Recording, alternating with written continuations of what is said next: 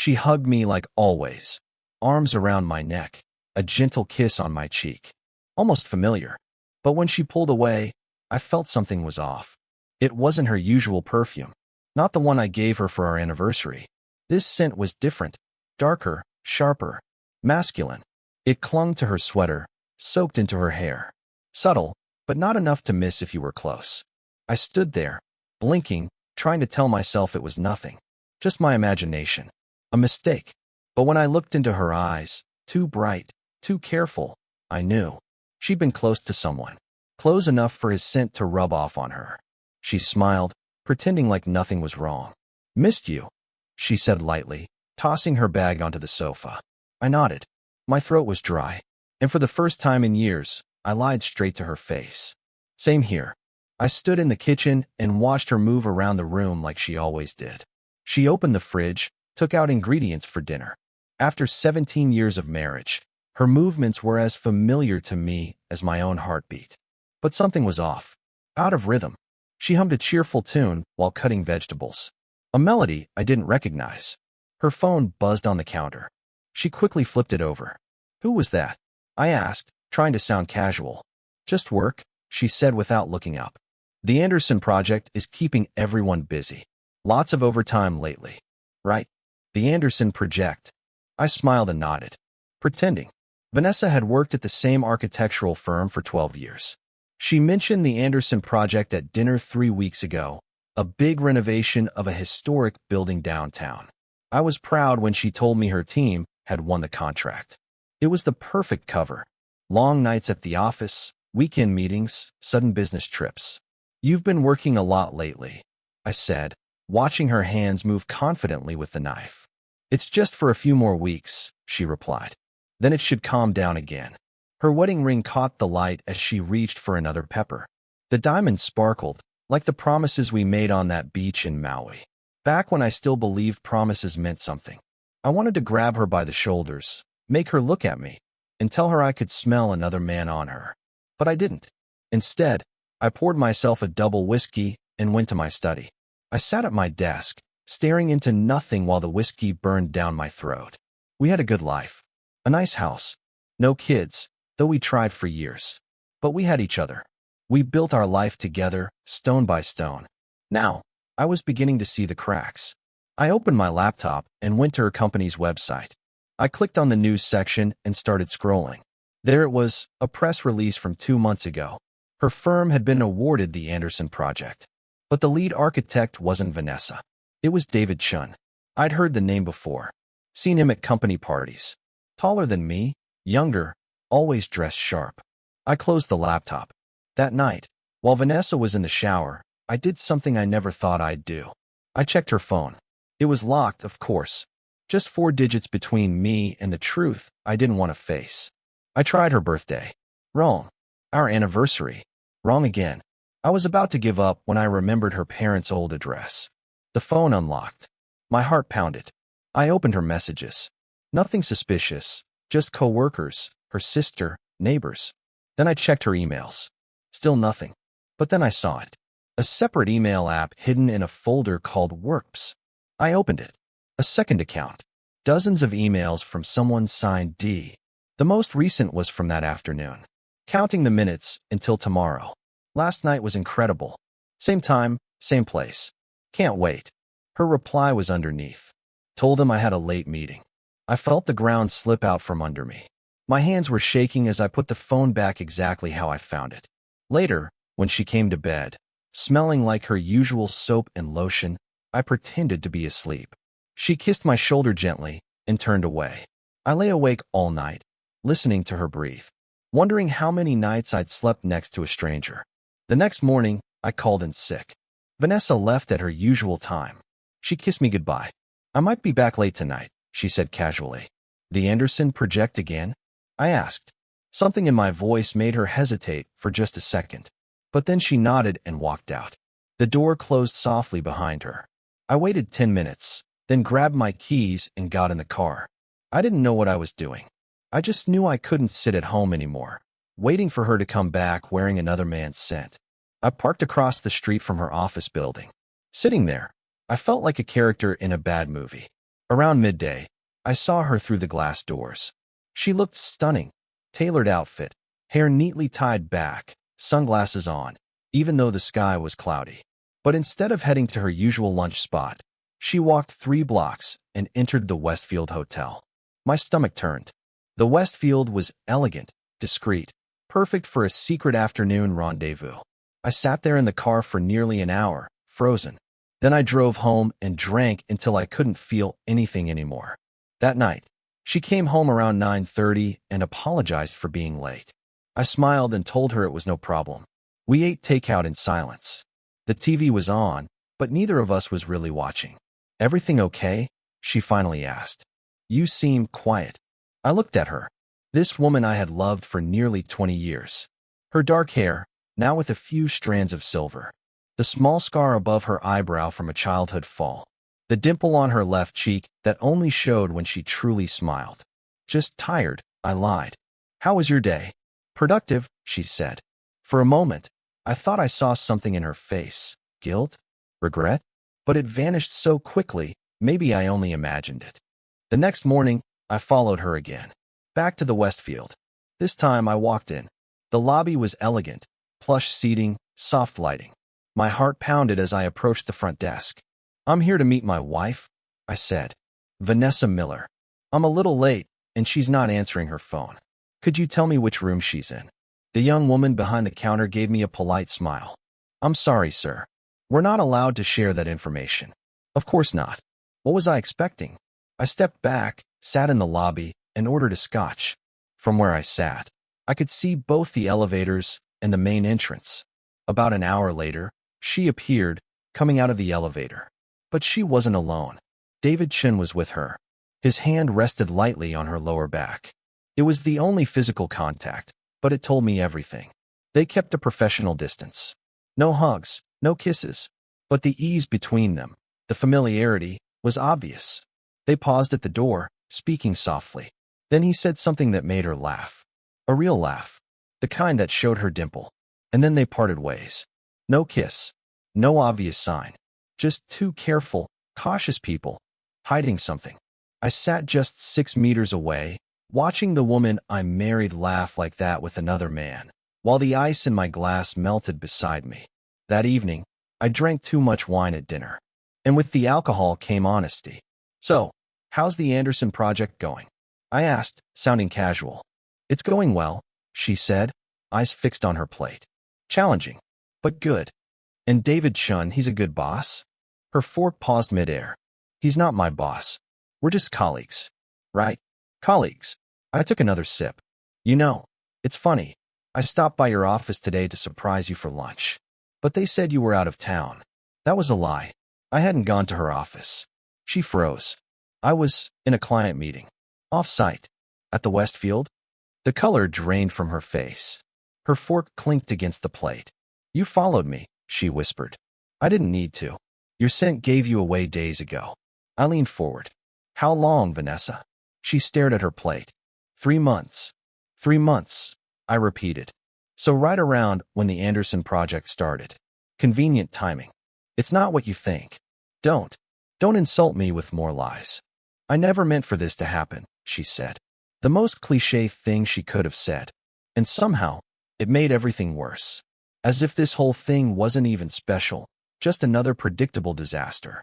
"Do you love him?" I asked, even though I didn't want to know the answer. She hesitated, then finally said, "I don't know.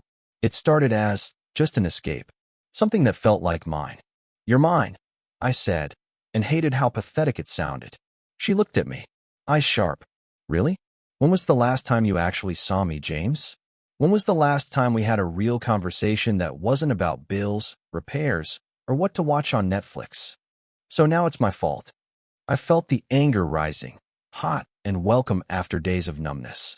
"No," she said. "I'm not blaming you. I'm just saying, it's not like I made some sudden decision. We've been roommates, not partners, not lovers, for years. And that justifies lying? Cheating on me for months? No, nothing justifies it. I was weak, selfish." I pushed my chair back. I couldn't sit across from her anymore. "What happens now?" I asked. "I don't know," she said quietly. "Do you want a divorce?" The word filled the room like poison. I don't know, she repeated. Do you? I laughed bitterly. Don't put this on me. You're the one who destroyed us. She winced, like I'd slapped her. I know I did. Does he know you're married? Of course he does. Is it serious? It's complicated. Try me, I said, pouring another glass of wine. I've got time. She took a deep breath. He was in the middle of a divorce. It just finalized last month. So I guess you're the rebound. That's not what it is. Then what is it, Vanessa? What do you get from him that you couldn't get from me after 17 years? Attention, she said softly. He sees me. The words hit harder than any accusation. Because deep down, I knew they were true. At some point, I had stopped seeing her. She had become part of the background, essential, but invisible, taken for granted. I see you now, I said quietly. I see a liar. A cheater. She nodded slowly, accepting the judgment. Yes, she said. That's part of who I am now. We sat in silence, surrounded by the remains of our dinner. I need time, I finally said. To think. Okay. She stood up, gathered the plates, and said, I'll sleep in the guest room. That night, I lay in our bed, surrounded by the ghost of her. Her pillow, her books on the bedside table, the faint scent of her perfume still in the sheets. I wondered if she was lying awake too, just down the hall, or if she felt relief that it was finally out in the open. By the time I woke up the next morning, she was already gone. There was a note on the kitchen counter. I'm staying at Lisa's for a few days. To give us both some air. Air. The last thing I wanted. Air meant thinking. Air meant feeling. I wanted numbness. I called my oldest friend. She's having an affair, I said the moment he answered. No greetings. Shit, Mark said. I'm coming over. An hour later, we sat in my backyard, beers in hand, despite the early hour. What are you going to do? He asked after I told him everything. I don't know. Part of me wants to throw her stuff on the lawn, change the locks. Part of me wants to beg her to stay. If you could forgive her, really forgive her, could you ever trust her again? That was the real question. I want to believe I could, I said after a long sip of beer. But I keep thinking about her with him. In that hotel. Laughing with him. Lying to me. Mark nodded. Have you thought? Maybe this wasn't the first time? The thought had crossed my mind, though I'd pushed it down. No, this feels new. But then again, if I didn't smell his cologne, would I have noticed at all? It's different now, he said gently. But maybe it was broken long before this. I thought about what Vanessa had said, that we were roommates, not partners. She wasn't wrong. Somewhere along the way, we both stopped trying. It doesn't excuse cheating, but maybe it explained it. We sat in silence for a while, watching a bright red cardinal flutter along the fence. Whatever you decide, Mark said finally, make sure it's what you want, not what you think you should do. After he left, I called in sick again and drove to the coast, the same beach where we spent our honeymoon. Back then, we were young, deliriously happy. I walked for hours, watching the waves crash, feeling small in front of the endless ocean. My phone buzzed. A message from her. Can we talk tonight? I stared at the screen for a long time before I typed. Yes. She arrived at 7 p.m. She looked uncertain, standing at our front door like she didn't belong anymore. I let her in and noticed she had changed clothes. She must have packed before leaving. Thanks for agreeing to talk, she said as we sat in the living room. I nodded. Waiting. I ended it with David, she began. This morning. How did he take it? He understood. He knew it was wrong from the start. Didn't stop him, though. I pursued him too, she admitted. Maybe more than he pursued me. That threw me. I had pictured her as the one being seduced. The idea that she had sought it out, somehow that made it worse. Why are you telling me this? Because I want to be honest now. No more lies. She took a deep breath. I want to try to save our marriage. If you're willing. Why now? The question came out harsher than I intended. You were ready to throw away 17 years for an affair. What's changed? Nothing. And everything, she said. When you confronted me, it was like waking up from a dream. Or a nightmare. I saw what I was destroying. I haven't been with him in months, not physically. But I lied to you every day. I told myself stories to justify it. That we were already broken, that I deserved happiness. But I see it now. I didn't find happiness. I destroyed it. It's not something you find outside a marriage. It's something you build inside it. It sounded rehearsed, like something from a self-help book. Maybe she had spent the day Googling how to save a marriage after an affair. I don't know if I can trust you again, I said honestly. I wouldn't trust me either, she whispered. But I want to earn it back. I want to rebuild what I broke. And if I can't, if every late night, every business trip, every text makes you doubt me, then at least I'll know we tried. She reached out to take my hand. I let her. Her fingers were cold. I don't deserve a second chance, James. But I'm asking for one anyway. I looked down at our hands. Familiar, and yet suddenly strange. I need time, I said. Of course. She gave my hand a gentle squeeze before letting go. I'll stay with Lisa until you decide. And if you decide it's over, then it's over. Her voice was quiet. Steady. I won't fight you. Not about the house, the money. Take whatever you want. I don't want to be the one who ruined everything. Not legally, too. She stood to leave. And just as she reached the door, something inside me panicked. Despite everything, I wasn't ready to let her go. Not yet. Stay, I said. For dinner. I just meant dinner, I heard myself say. We can still talk. Relief flickered across her face. I'd like that, she said. We ordered pizza, a quiet nod to simpler times, back when Friday nights meant pizza and a movie on the couch. We ate mostly in silence, both of us weighed down by everything left unsaid. Do you remember our first apartment? She asked suddenly. That tiny place with the leaky faucet. I smiled. And the neighbor who played saxophone at midnight. And the radiator that sounded like it was going to explode, she added. But it had that amazing view of the park, I said. She nodded, nostalgic. We always sat on the fire escape with cheap wine and pretended we were at a bar in Paris. We were broke, but we were happy. She set down her half-eaten slice.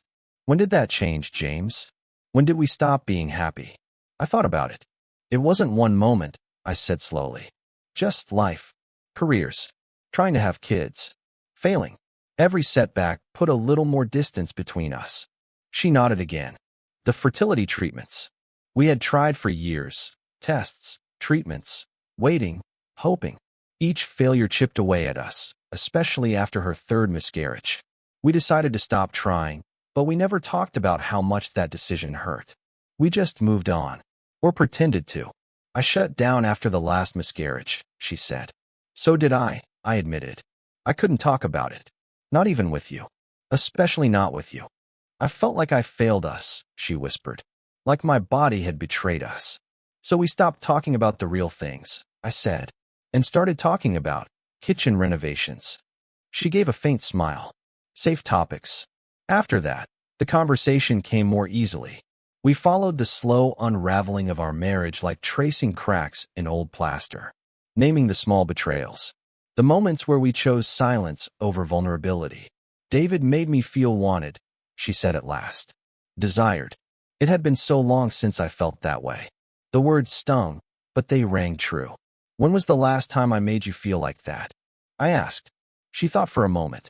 Maybe after our anniversary trip to Napa, 2 years ago. I remembered that weekend. For a brief time, we had found each other again. But it didn't last. I miss us, I said suddenly. The real us. Not who we've become. Her eyes filled with tears. I miss us too. Later, when she was ready to leave for her sisters, she paused at the door. Whatever you decide, James, she said, I want you to know. I love you. I never stopped loving you. Even when I was at my worst. I didn't say it back. I couldn't. Not yet. But I kissed her cheek, our first real contact in days. Good night, Vanessa. She gave me a sad smile. Good night. After she left, the house felt emptier. I wandered from room to room, looking at the photos on the walls. Wedding, anniversaries, vacations, birthdays. Proof that once, we had shared a life. In the bedroom, I opened her closet. Her clothes still hung neatly, sorted by color, just like always. I ran my fingers along the fabric until I stopped at a blue dress I had always loved on her. Without thinking, I pulled it off the hanger and held it close. It didn't smell like perfume or soap. Just her. That subtle, unmistakable scent I would recognize anywhere. I thought about what it would mean to end our marriage. Dividing the photos. Splitting the furniture. Becoming strangers with someone who once knew everything about me.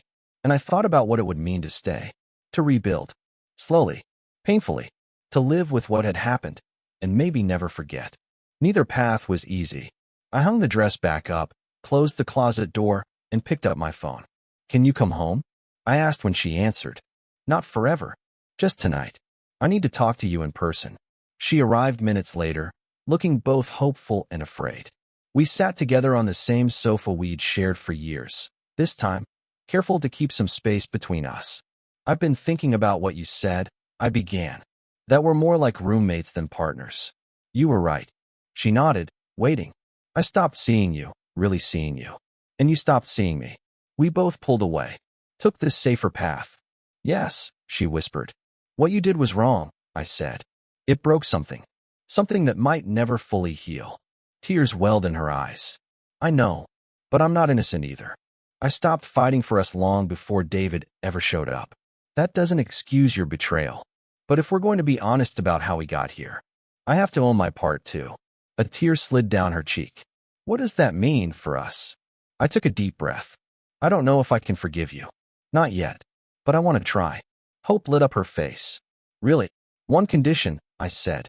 "Complete transparency. Your phone, your emails, your calendar, everything. No secrets."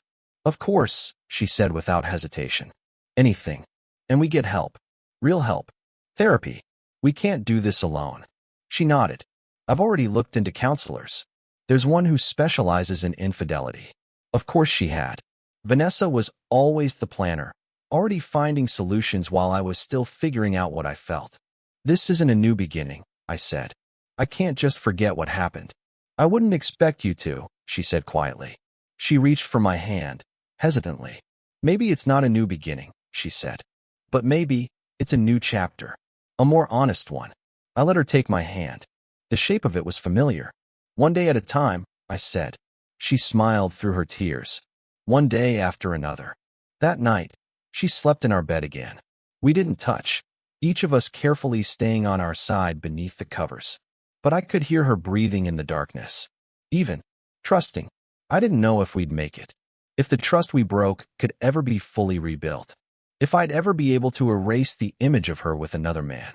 But as I drifted to sleep, I became aware of the scent beside me, subtle, unmistakable. There was no trace of anyone else. Only Vanessa, my wife, trying to find her way back home. And for tonight, that was enough.